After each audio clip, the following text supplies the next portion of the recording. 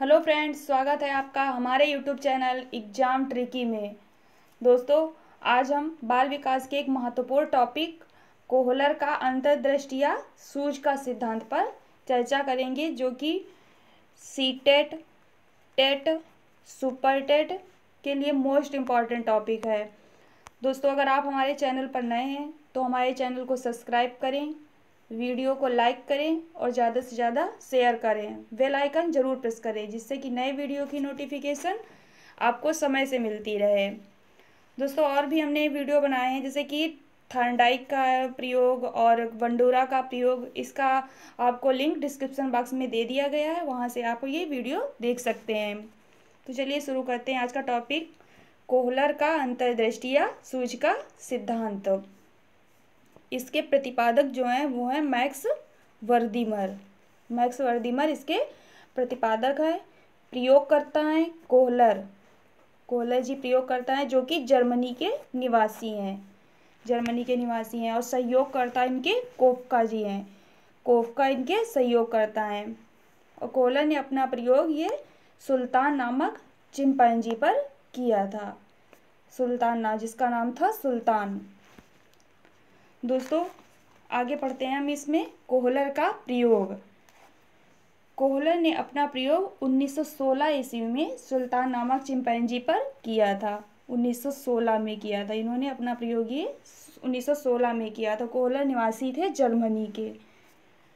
1916 ईस्वी में किया था। इस प्रयोग में उसने भूखे चिंपैंजी को, जिसका नाम सुल्तान था, उसको एक कमरे में बंद कर दिया था और कमरे की छत से केले लटका दिए थे और कमरे में 4 खाली बॉक्स रख दिए थे। कोहलर यह देखना चाहते थे कि सुल्तान किस तरीके से अपना कार्य पूरा करता है। सुल्तान ने जब केले खाने का प्रयास किया, तब वह केले के पास जाकर कूदने लगा और फिर उसके बाद में वह केले नहीं प्राप्त कर सका। वह कूदने तो लगा, लेकिन वह केले नहीं, क्योंकि केले बहुत छत से टंगे हुए थे। कुछ देर बाद उसकी नज़र कमरे में पड़े खाली बॉक्स के ऊपर पड़ी। तब वह उन बॉक्स को ठीक केले के नीचे लेकर आया। पहले उसने एक बॉक्स को केले के नीचे लेके आया, फिर उस पर चढ़कर उसने केले प्राप्त करने का प्रयास किया, लेकिन वह केले प्राप्त नहीं कर सका। फिर उसने सोचा कि क्यों ना दूसरे बॉक्स को भी इसके ऊपर रखा जाए। फिर उसने दूसरे बॉक्स को रखा, फिर तीसरे बॉक्स को ऐसे रखा। इस तरीके से सीढ़ी जैसी बना ली और उसने स्टेप बाय स्टेप, मतलब बॉक्स को रखता गया और ऊपर सीढ़ी जैसी बन गई और उसने केले को प्राप्त कर लिया और अपनी भूख को शांत कर लिया। ये था कोहलर का प्रयोग, जो सुल्तान नामक चिंपैंजी पर किया था। इसके बाद कोहलर ने दूसरा प्रयोग भी किया। इस प्रयोग का नाम था जो कोहलर छड़ी प्रयोग। इस प्रयोग का नाम था कोहलर का छड़ी प्रयोग। तो इस प्रयोग में कोहलर जी ने ये किया था कि एक बॉक्स में सुल्तान को बंद कर दिया और उस बॉक्स के बाहर केले रख दिए। बॉक्स के बाहर कुछ केले रख दिए और बॉक्स के अंदर जो था वो, उसमें 2 छड़ी रख दी उन्होंने। बॉक्स के अंदर दो छड़ी रख दी, जो आपस में जुड़ जाती थी। छड़ियाँ ऐसी थी जो आपस में जुड़ जाती थी। अब उसमें सुल्तान को तो भूख लगी खाने के लिए। जब उसने केले देखे तो वह जो है पिंजड़े के बाहर ऐसे हाथ बाहर निकाल कर, मतलब वो निकालने लगा और केले प्राप्त करने के लिए, लेकिन वो केले काफ़ी दूरी पर रखे थे, इसीलिए वह केले को प्राप्त नहीं कर सका। फिर उसने सोचा कि क्यों ना इन छड़ियों को आपस में जोड़ा जाए और केले को प्राप्त किया जाए। तो फिर उसने दोनों छड़ियों को उठाया और आपस में जोड़ा और केले को प्राप्त कर लिया और अपनी भूख को मिटा लिया। इसी प्रकार से मतलब इसमें ये हमें वो बता रहे हैं कोहलर महोदय कि मनुष्य जो कार्य भी करना चाहता है, जो कुछ भी सोचता है, वह अपनी सूझ से उसको पूरा कर लेता है। इसके आगे है अंतर्दृष्टि या सूझ का सिद्धांत। इस सिद्धांत को गेस्टाल्ट सिद्धांत भी कहा जाता है। दोस्तों, अंतर्दृष्टि या जो सूझ का सिद्धांत है, इसको गेस्टाल्ट सिद्धांत भी कहा जाता है।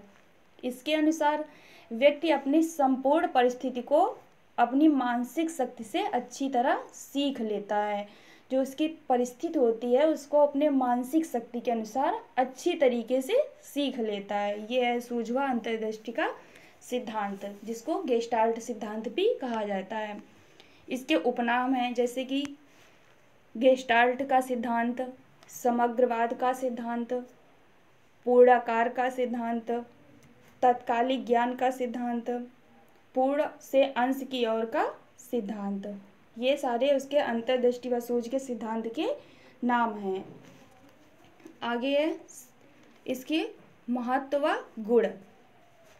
दोस्तों इसके महत्व गुण में समस्या का पूर्ण रूप से प्रस्तुतिकरण, समस्या का पूर्ण रूप से प्रस्तुतिकरण करना।